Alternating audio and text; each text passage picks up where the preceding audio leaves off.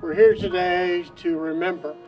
Amazing grace, how sweet the sound that saved a wretch like me. 4 years later, a community comes together to show that Kelsie Schelling has not been forgotten. After 4 years, it's so nice to see that so many people still care. And I hope you know how much it means to our family to see this turn out today. The 21-year-old vanished February 4, 2013, after traveling to this Walmart in Pueblo on Northern Avenue. It was late at night, and she was supposed to be meeting her boyfriend, Dante Lucas. She had just found out the day before she was 8 weeks pregnant with his child. His reaction was not good, according to her.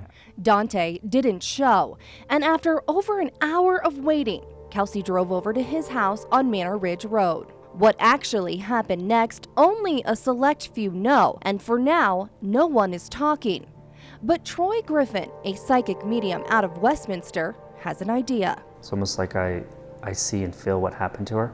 Griffin has worked on more than 100 missing persons cases all over the world and says he immediately felt a connection when he saw a photo of Kelsie. I really connect through the eyes, and so for me, it was this picture that I really connected with and just knew, she shouldn't have died. Even though Griffin works on the majority of his missing person cases for free, he says he stayed away from Kelsie's case until her mother came to him last September. You get a lot of psychics approaching these cases. A lot of people want money, answers, and so I kind of stayed away. I had a client that referred Kelsie's mom to me. Our first meeting made me know that I at least needed to explore it, because I did feel like he had made a connection with her, and he told me some things that really struck me. February 5th, 2013, the day after Kelsie vanished, her car reappears. First at the Canyon National Bank in Pueblo, where surveillance video shows it's being driven by Dante, who then removes $400 cash from Kelsie's account, according to bank records. The car is then taken back to Walmart, where Dante leaves it. Surveillance video shows him walking to the back of the store, where he is picked up by his mother and grandmother. But where is Kelsie? Could she still be inside the car? The car sits untouched until the following morning, when this unknown man approaches it, opens the door, and drives off. 7 days later, Kelsie's car was discovered here at St. Mary Corwin's Hospital. It seemed like a big breakthrough until they realized there was still no trace of Kelsie. Once her car was found abandoned, that's pretty much when I knew that something really horrible had to have happened, because she never would have left her car. As the last person to see Kelsie alive and the last known person to drive her car, Dante Lucas quickly finds his way to the top of the list of people Pueblo police want to talk to. Dante is a local boy who attended Central High School, where he stood out as a basketball star. He had dreams of one day playing for the NBA. Dreams Griffin believes were threatened by a baby. I think he was influenced by his mother. What kind of influence did she have? Power, control. He was going to be the basketball star. She was in low income, and I think it was her way out. And I think that having a girlfriend that's pregnant would have ruined his career in her eyes. What was his reaction when she disappeared? Nothing. There was no reaction, no alarm, no, nothing.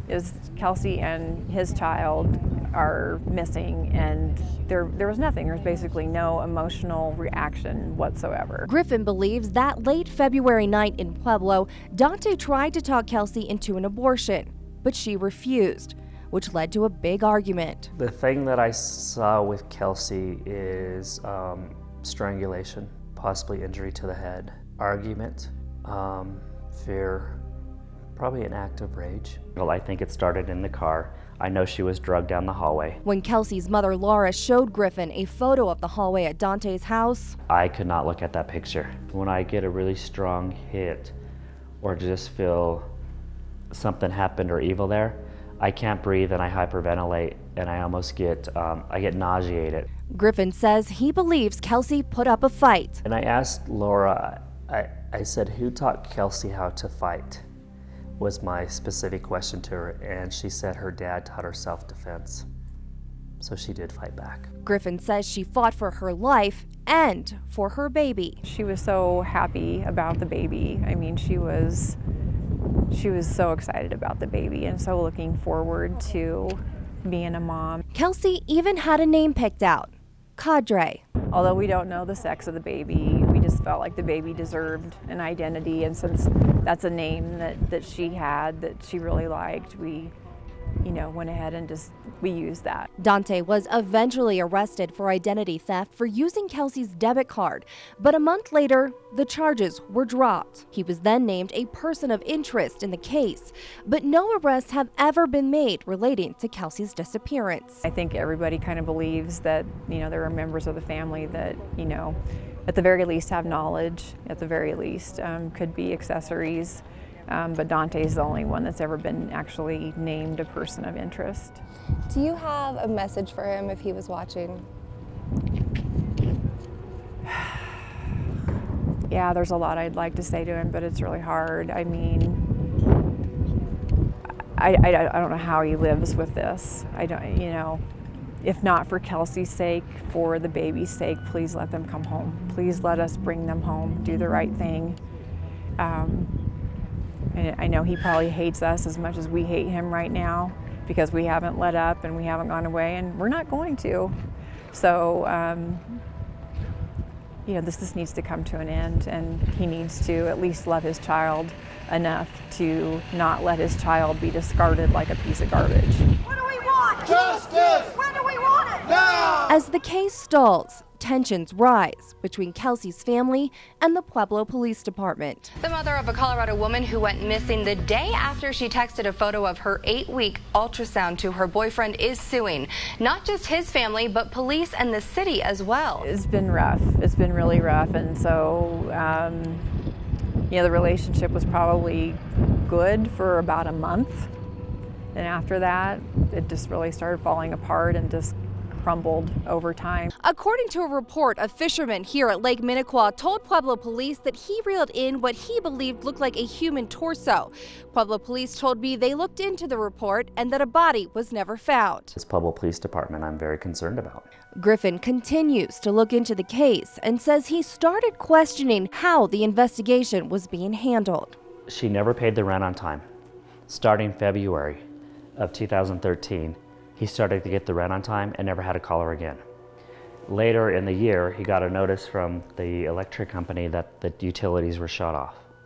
Went over to the property, disgusting. They had to pull up the carpet. They pulled up the carpet in one of the bedrooms, and underneath the carpet was a blood stain. That didn't soak through the pad because it's coated, but soaked through the carpet. The landlord called the Pueblo Police Department. And the Pueblo Police Department told them that they don't deal with that and they're not CSI Miami. And that's in the actual police report. But could you imagine being a parent and hearing that? Oh, I mean, we were so angry and so frustrated. In fact, Kelsie's parents were so angry, they filed a lawsuit against the city of Pueblo, the Pueblo police officers working on Kelsie's case at the time, and Dante Lucas and his family. The police are protected by qualified immunity. And so, yes, it ultimately was thrown out. Another dead end. Refusing to give up, both Griffin and Kelsie's family try to get the case transferred to the Colorado Bureau of Investigations, but Pueblo PD refuses to hand it off. To me, they're not doing the right thing. You've had almost 4 years to work on it. You have another agency that is willing to take it on, and you won't do it. What's it come down to? Is it because of all the bad mistakes you made? Is it the ego? Is it, you want that little star on your shoulder? And that's just not right. I hate to say we're stuck with them, but we are stuck with them because they're not going to turn Kelsie's case fully over to CBI. We've asked many times, and, they've just said they're not going to. So basically we have to try and make it work with them. Laura says they are trying to move forward and put the past behind them. We have to try and do what we can to make the relationship better and give them the chance to make up for what did and did not occur. I once was lost, but now I'm found. Was blind, This year, on the 4th anniversary of Kelsie's disappearance, police and Kelsie's family come together in a show of solidarity. A lot of you I know have asked and are wondering why we're here today with, the Pueblo Police Department. So Pueblo PD is and will remain the lead investigative agency on Kelsie's case. There's new leadership over Kelsie's case with Captain Eric Bravo, and he has promised to us his dedication to investigating Kelsie's case and bringing it to resolution, leaving no stone unturned. As hard as it is, after everything we've been through, we're trying to let the past go, not forgetting it, but just trying to move forward, trying to give him a chance to keep his word and do what he says he's going to do. The pain in their voice is not lost on us. The new eyes on the case hesitant to cast blame. I do not think that mistakes were made. The case was worked very hard.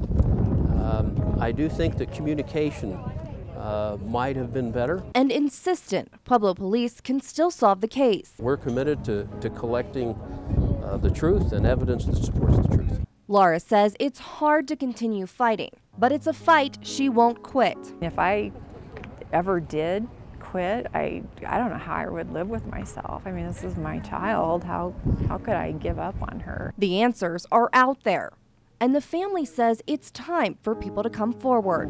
We know there's somebody out there. We know there's a few people, I'm sure, that know where she's at. The case now personal for a lot more than just Kelsie's family. I want the Lucas family to be nervous about what I'm doing. Griffin says he believes he can see where Kelsie was taken last and may still be today. Google Maps just led me a place in Pueblo Reservoir that I thought was very interesting.